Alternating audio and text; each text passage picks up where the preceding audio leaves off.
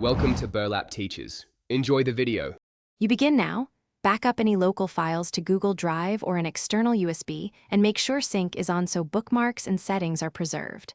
Once done, sign out of the account that owns the Chromebook. You need owner privileges. Next, press Ctrl plus Alt plus Shift plus R to open the Power Wash dialog. This is the built-in factory reset. Explain why.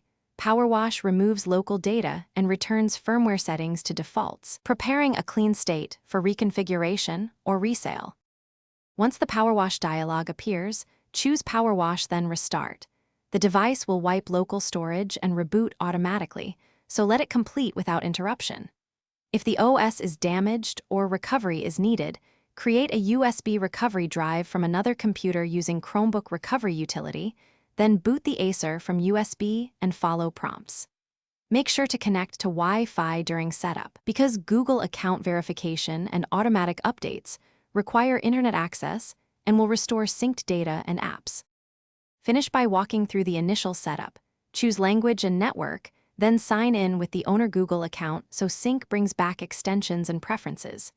Make sure Chrome OS updates by checking settings. Right arrow about Chrome OS updates close security gaps.